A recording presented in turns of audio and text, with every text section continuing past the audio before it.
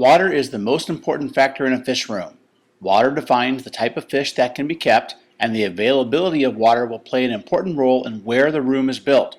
When planning a fish room, it is imperative that you set the system up to avoid overuse of buckets and short hoses.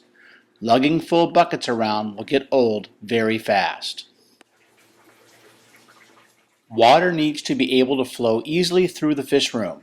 A source of water should be located in the fish room itself. My room has a utility sink with a standard spigot. One of the first purchases for my water system were several quick disconnect fixtures for the sink and all of my hoses. Quick disconnects will save a lot of time and prolong the life of the connection points in your system. Water flow also needs to be able to leave the fish room quickly. My fish room has a sewer cleanout access point that lets me drain water directly out of the fish room. I am fortunate in that my local tap water is treated only with chlorine.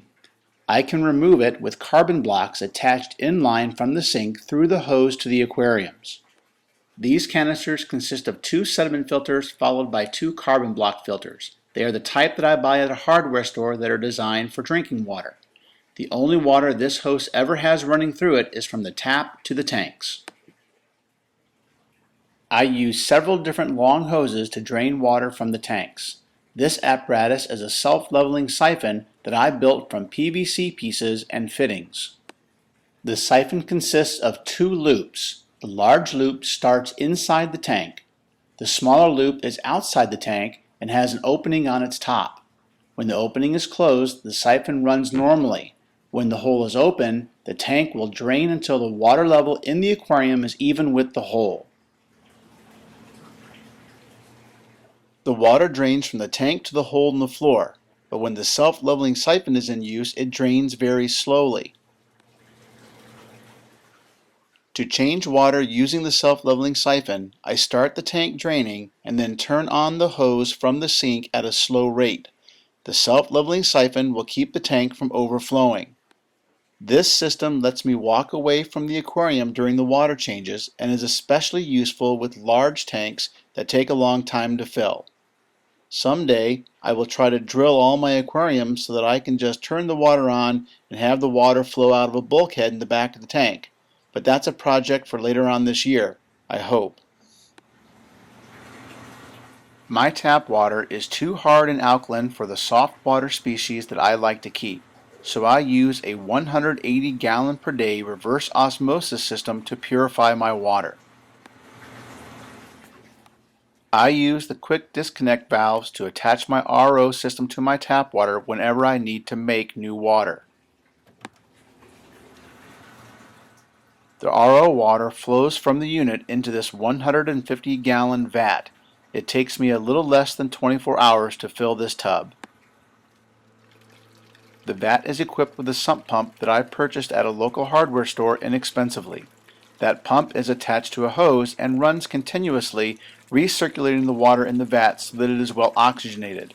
The hose can reach every aquarium in my fish room. When I need RO water, all I need to do is take the hose to the tank and fill it up.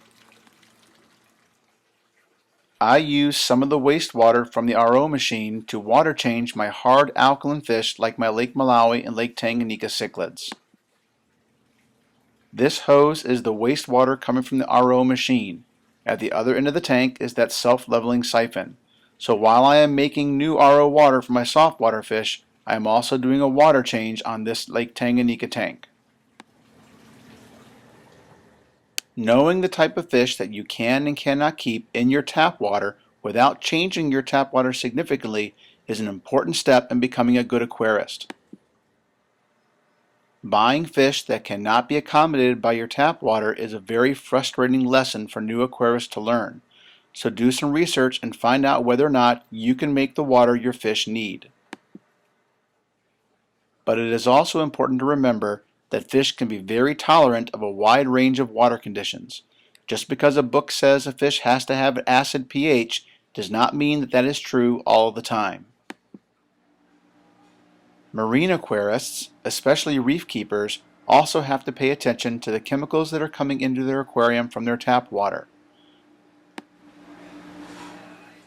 We all need to remember that water is a precious, limited resource that we should not take for granted. It deserves our respect. Try hard not to waste it.